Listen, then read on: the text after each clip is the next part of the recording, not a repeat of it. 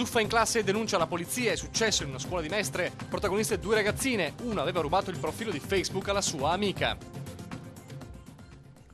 Benvenuti a una nuova edizione del telegiornale di Venezia. Cambiamo argomento, pensava di chattare con l'amica del cuore, in realtà comunicava con un'altra compagna, finisce con una zuffa in classe, il furto di un profilo Facebook accaduto in una scuola superiore di Mestre. Intanto a Portoguaro, in un convegno, la polizia e il CERT insegnano i pericoli della rete ai ragazzi attraverso un filmato fiction.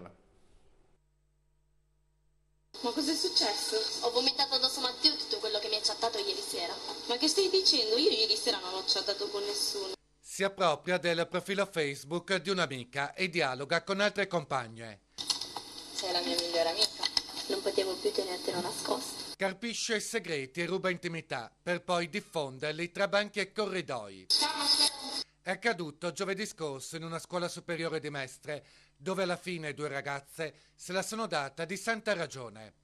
A rivelarlo il dirigente della Polizia Postale Ciro Pellone nel corso di un convegno promosso a Portogruaro sui rischi legati alle nuove tecnologie di comunicazione. Quello che io so e dico ad internet, ragazzi, non sono sempre convinto che resti solo a chi io penso che lo stia dicendo.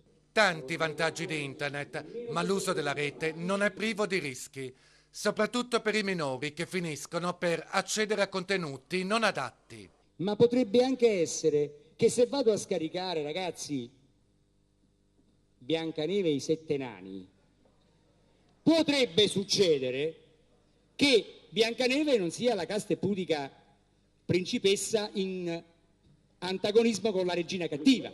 Non soltanto pericoli della rete e crimini informatici, si riscontrano già patologie legate all'uso di internet.